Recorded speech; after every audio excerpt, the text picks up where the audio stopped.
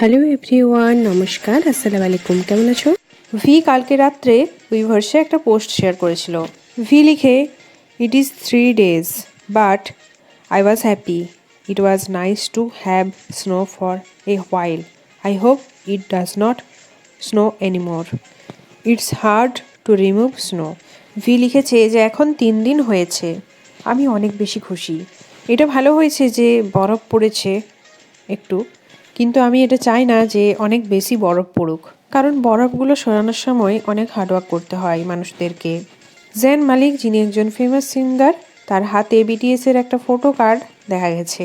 তাহলে কি জেন মালিক বিটিএসের BTS V এর ফ্যান কি? ইরোহা, যে ইলিটের মেম্বার, সে জেহোপের সঙ্গে দেখা করেছিল যখন জেহোপ মিলিটারি থেকে ডিসচার্জ হয়েছিল। ইরোহা জেহোপকে তার রোল মডেল বলে মনে করে।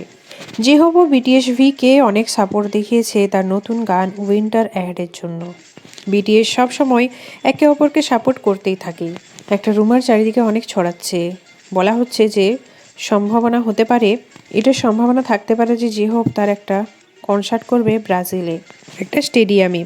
এটা হবে জেহোপের 16 কনসার্ট, এটার একটা সম্ভাবনা রয়েছে।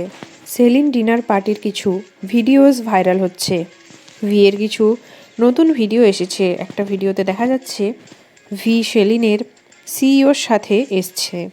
ইভা চায়ের সাথেও ভিয়ের ফটো এসেছে, আর সেলিনের সিইওর সঙ্গে ভিডিও এসেছে ভিয়ের। এইরকমই ভিডিও সম্পর্কিত আপডেট পাওয়ার জন্য এবং নিজেকে আপডেট রাখার জন্য চ্যানেলটাকে সাবস্ক্রাইব এবং লাইক করে দাও।